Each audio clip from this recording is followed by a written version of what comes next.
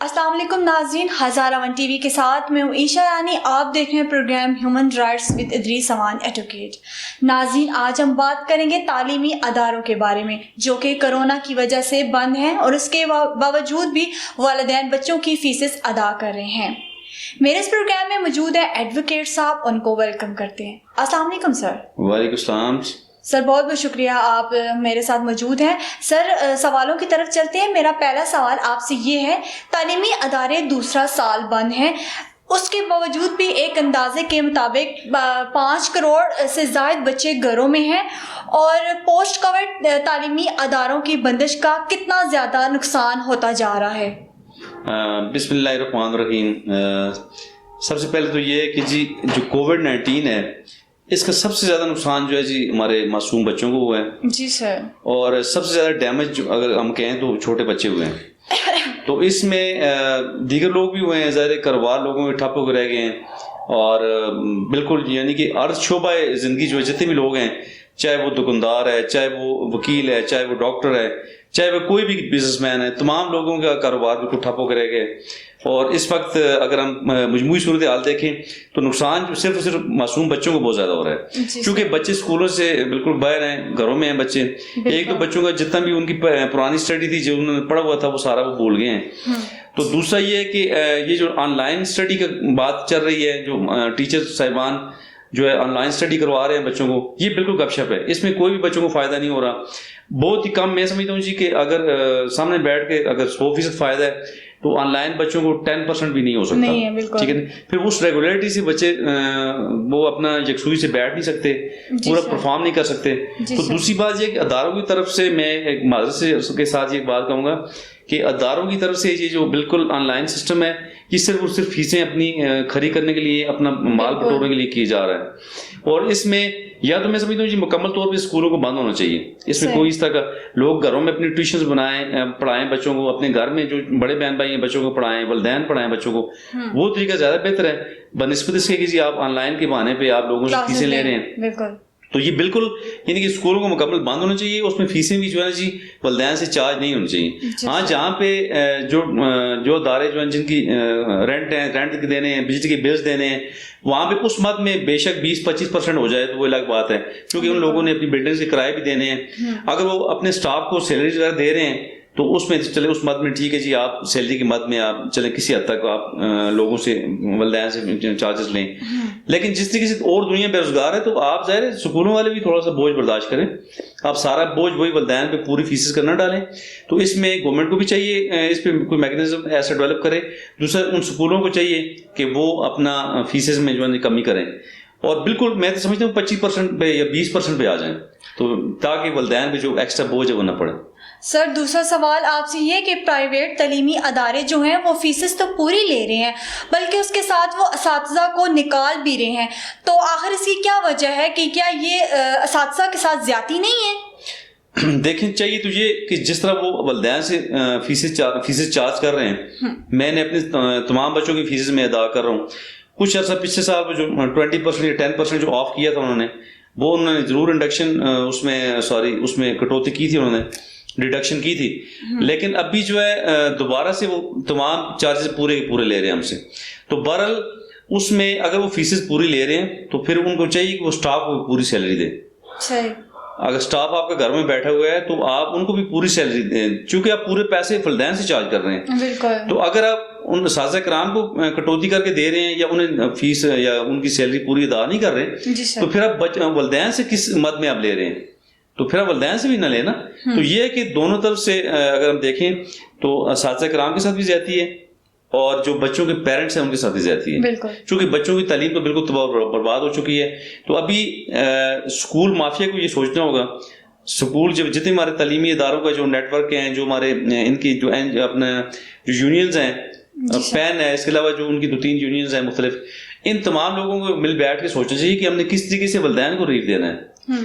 تو اگر والدین کو ریلیف نہیں دینا تو پھر ظاہر ہے پھر تو یہ خود سیلری اساتذہ کرام کو دیں جو اساتذہ کرام گھروں میں بیٹھے بے روزگار ہیں، تو انہیں یا پھر انہیں بھی کٹوتی کر کے دیں. جتنی آپ فیس کی ڈیڈکشن کر کے لیں اتنی ڈیڈکشن کے حساب سے آپ جو ہے جی والدین کو بھی دیں.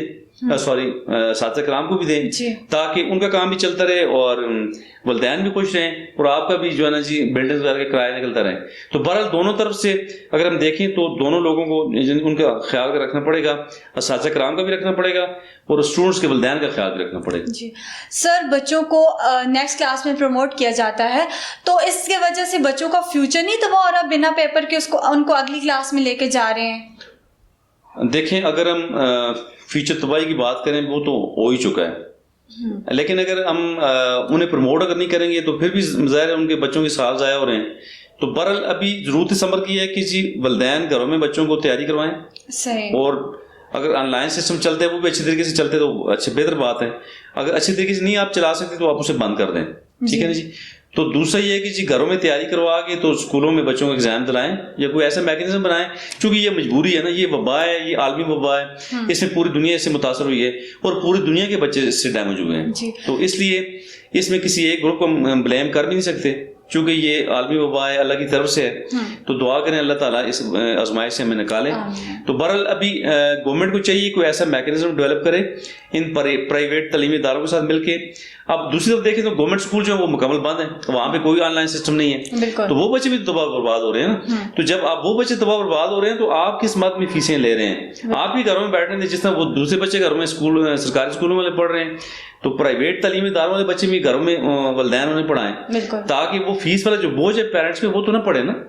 تو بہرحال ایک اچھے میکینزم کی ضرورت ہے جو ڈیولپ کرے گورنمنٹ اور یہ تعلیمی ادارے مل کے سارے ایک ایسا پلان تیار کریں تاکہ ہمارے بچے محفوظ رہیں, ہمارے بچوں کے پیرنٹس جو ہیں ان پہ بوجھ نہ پڑے, اور جتنے بھی اساتذہ کرام بے روزگار ہو چکے ہیں انہیں بھی کمپنسیٹ کیا جائے. بالکل سر, آپ نے پہلے بھی آن لائن کلاسز کی بات کی ہے, تو آن لائن تو نظام بالکل فیل ہو چکا ہے, اور جو سرکاری یونیورسٹی ہیں ان اسٹوڈنٹ کا یہ کہنا ہے کہ ہمیں جو میسیجز ہوتے ہیں, جو ریکارڈنگ ہوتی ہے وہ واٹس ایپ پہ بھیجی جا رہی ہوتی ہے, اس وجہ سے ان کا تو پورا نظام خراب ہو رہا ہے. اس کا ذمہ دار کون ہے؟ دیکھیں واٹس ایپ پہ یا جو آن لائن چیزیں بھیجی جا رہی ہیں وہ یہ ضروری نہیں کہ ان ٹائم پہ جو جسے آپ بھیج رہے ہیں وہ ریڈ بھی کر لے, اسے دیکھ بھی لے. تو اگر 80% لوگ دیکھ رہے ہیں تو 20% اس میں رہ بھی جاتے ہیں. تو بہرحال یہ اب یہ مجبوری کہہ سکتے ہیں آپ کہ تعلیمی اداروں کی بھی شاید مجبوری ہے. تو دوسری طرف دیکھیں اگر پراپر طریقے سے یہ کمیونیکیٹ نہیں ہو رہا تو یہ پھر والدین کی پہ خواہ مخواہ کا بوجھ ہے, وہ صرف اپنی فیسز کھڑی کرنے کے لیے اسے جگہ پہ لگانے کے لیے کر رہے ہیں سارا ایسا. چونکہ اگر آن لائن سسٹم میں ہو تو پھر گورنمنٹ کی تعلیمی اداروں میں بھی ہو نا, تمام بچوں کو یکساں طور پہ یہ سہولت ملنی چاہیے. تو اگر پرائیویٹ تعلیمی اداروں میں ہے تو گورنمنٹ میں نہیں ہے تو پھر ان بچوں کے ساتھ ڈسکرمنیشن ہو رہی ہے, ان بچوں کے ساتھ امتیازی سلوک بڑھتا جا رہا ہے جو گورنمنٹ اداروں میں جو غریبوں کے بچے پڑھ رہے ہیں. تو بہرحال کوئی ایسا ڈیولپمنٹ ایسی ہونی چاہیے, ایسا میکینزم سیٹ کرے آپ, یہ گورنمنٹ کرے, یہ گورنمنٹ کی ذمہ داری ہے تاکہ تمام بچے جو ہیں ایکولی کمپنسیٹ ہو جائیں. سر, کیا تعلیمی اداروں کی مکمل بندش سے لاک ڈاؤن کامیاب ہوا ہے یا پھر کیسز تو ڈیلی کے ڈیلی آتے ہیں؟ ایسا لگتا ہے کہ قصور تعلیمی اداروں کا نہیں بلکہ عوامی رویوں کا ہے. دیکھیں یہ بات درست آپ نے کہی ہے, چونکہ لاک ڈاؤن بھی ضروری ہے, چونکہ لوگوں کو ہم نے بچانا ہے. اگر تعلیمی اداروں کو اس طریقے سے گورنمنٹ کھول دے, سارے بچے اسی ہب میں آ جائیں تو ظاہر ہے پھر پھیلاؤ بہت زیادہ ہوگا بیماری کا, چونکہ ہر گھر سے ایک نہ ایک بچہ, کم از کم ایک بچہ تو اسکول جاتا ہے لازمی. تو جب اسکول میں سے وہ کیریئر ہوگا, وہ اسکول میں سے وہ کووڈ-19 کے والے سے جو اگر کیریئر بن جائے گا تو وہ بیماریاں گھروں میں تک پہنچیں گی. یا اگر کسی کے گھر میں کوئی بندہ افیکٹ ہے تو وہ گھر سے اسکول میں لائے گا, اسکول سے آگے پھر ڈسپرس ہوگا سارا سسٹم.